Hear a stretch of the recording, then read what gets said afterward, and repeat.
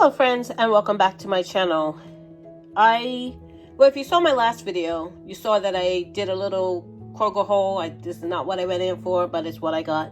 I saw 2 of these pork tender loins, these boneless ones, on clearance, $6.73 and $7.27, and I am going to can them up. I have my canner ready. Everything's going to be kind of on the cool side. I have my jars here all washed and ready, sanitized. I'm letting them cool a little bit because they were quite warm. When I took them out of I actually just put them in some boiling water for 20 minutes. And they were a little bit warm, so I'm just letting them cool off. They've been cooling for about 30 minutes or so. So I'm going to get this meat cut up while I'm letting those cool the rest of the way, because I want everything to be about the same temperature. My canner's on the cool side, my jars, my meat is obviously on the cool side because it's raw, and I had it in the fridge just getting everything together.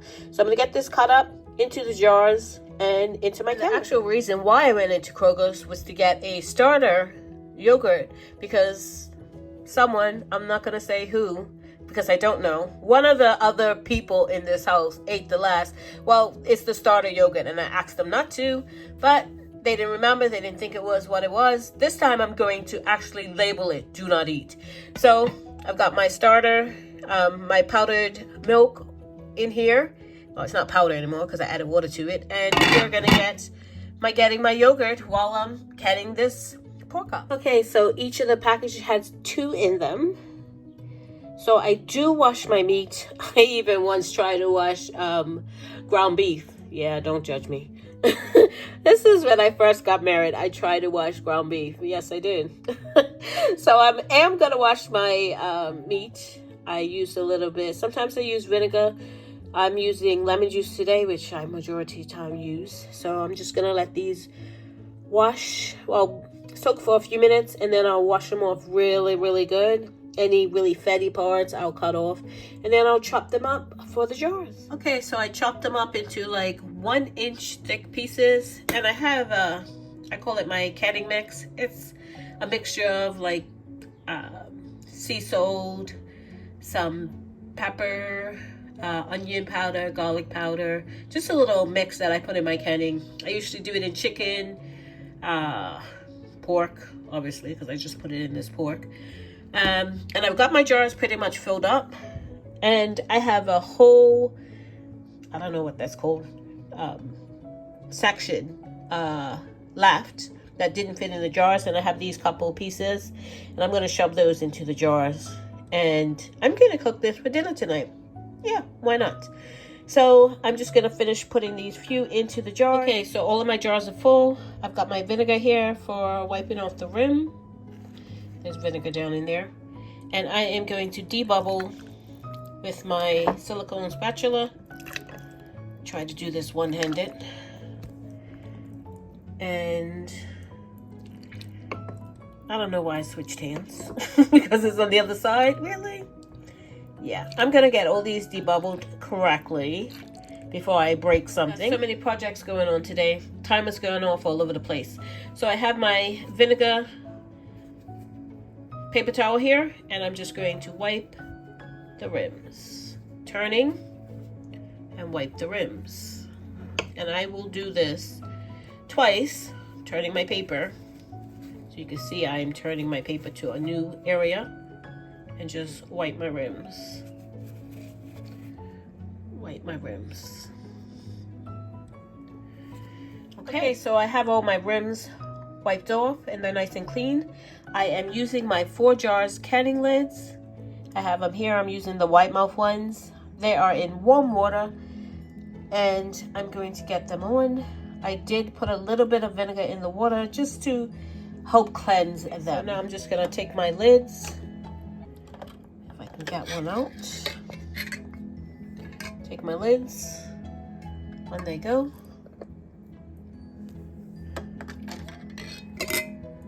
See if I can do this one-handed. I am getting better at this. I really am. Gotta pat myself on the back every now and then. All right. Yeah, that one didn't work. Okay, got it on. And the last one. There you go. So put my rings on, fingertip tight, guys. I never reuse my lids. I do reuse my rings until they come difficult to put on. Some of them you'll see are kind of a little bit. This is for my water.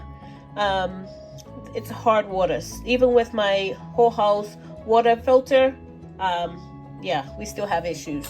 So just putting on my rims to fingertip tight. That's fingertip tight.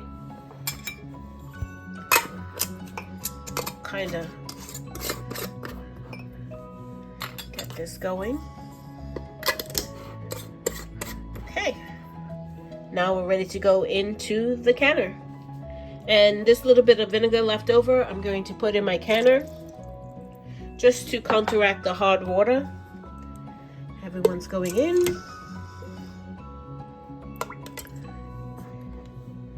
Get that one in, and the last one going in. Alrighty, so we're gonna get the lid on and get it going. So if you need a discount code for ForJars lids, I will put it in the description box below for 10% off your order. So I've got all my jars in the canner. Put my lid on. Make sure it's locked in place. Make sure it's in the right position. I'm trying not to show you my dirty kitchen. It's everywhere. All right. I am using the USDA canning. This is what I'm using. And it's on page 5-6. You can see that. I am using ground and chopped meat, and right there is pork. I am using the pints, 75 minutes. I know it says hot pack, but we're not doing hot pack. We're doing war pack, and it's the same thing. Okay, so correction. This is strips, chunks, cubes. Strips, cubes, or chunks of meat, and that has pork as well. And I don't know why they put it in two different sections. Maybe because if you're hot packing it. Okay, so I'm raw packing mine. Like I said, pints, 75 minutes. Yeah, same thing. And I am going to set my timer. I had it off, so it's still cool. So I'm going to just set it for an hour and 15 minutes, because that would be 75. So an hour and 15 minutes, that's 75 minutes.